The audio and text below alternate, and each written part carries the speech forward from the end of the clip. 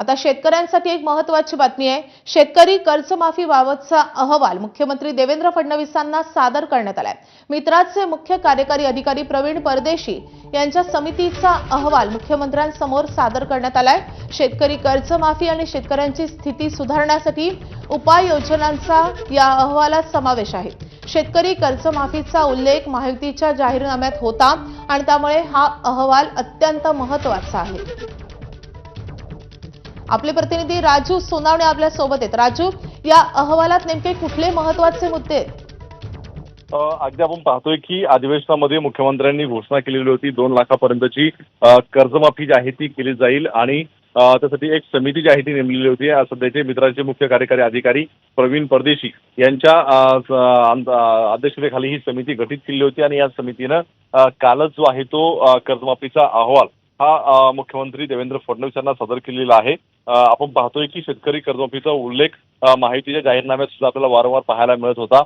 जी मागची कर्जमाफी झालेली होती त्यातले काही शेतकरी जे आहेत ते उरलेले होते, त्यामुळे त्यांच्यासाठी कर्जमाफी करावी अशा प्रकारची मागणी सुद्धा अनेकदा पाहायला मिळत होती। बच्चू कडू यांनी सुद्धा आंदोलन जे आहे ते केलेलं होतं। त्यामुळे आपण पाहतोय का आता हा समितीचा अहवाल आलेला आहे, त्यामुळे आता हा अहवाल आल्यानंतर कॅबिनेटच्या पुढे येईल आणि त्यानंतर कुठल्या अटी व शर्ती आणि कशा प्रकारची कर्जमाफी करायची यावरती शिक्कामोर्तब होईल आणि त्यानंतर उरलेले कर्जमाफी जी आहे ती होणार आहे। त्यामुळे आपण पाहतोय की कर्जमाफी होत असताना नेमक्या अटी व शर्ती काय असणार आहे हे सुद्धा पाहणं अतिशय महत्त्वाचं राहणार आहे, कारण विरोधकांनी सरसकट जी आहे ती कर्जमाफी करावी अशा प्रकारची मागणी केली होती। त्यामुळे आता परदेशी समितीने नेमक्या काय सूचना केलेल्या आहेत, मागच्या कर्जमाफीमध्ये आणि या कर्जमाफीमध्ये काय फरक आहे का, त्याच अटी व नियमांमध्ये ही कर्जमाफी केली जाणार आहे हे सुद्धा पाहणं महत्त्वाचं राहील।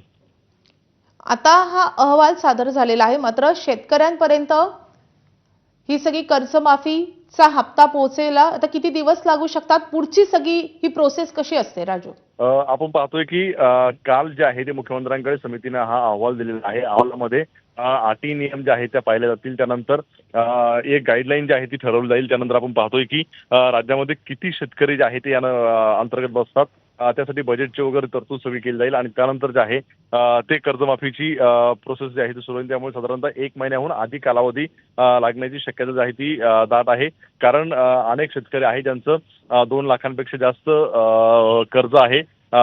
त्यांचे कशा प्रकारे कर्ज आहे, मागील काही कर्ज थकला असेल ते त्यांना भरावं लागणार आहे। त्यामुळे काही प्रमाणात थोडंफार गुंता सुद्धा आपल्याला यामध्ये पाहायला मिळतोय। त्यामुळे या सगळ्याचा विचार करून जे आहे ती कर्जमाफी होणार आहे। त्यामुळे आता ह्या गाईडलाईन्स नेमक्या काय आहेत आणि मागच्या कर्जमाफीप्रमाणेच सरकार करणार आहे की आणखी काही नवीन नियमाने अटी लावते हे सुद्धा पाहणं महत्त्वाचं राहील। नक्कीच राजू, या संदर्भात तुमच्याकडून अपडेट जाणून घेत राहू। सध्या धन्यवाद या माहितीसाठी।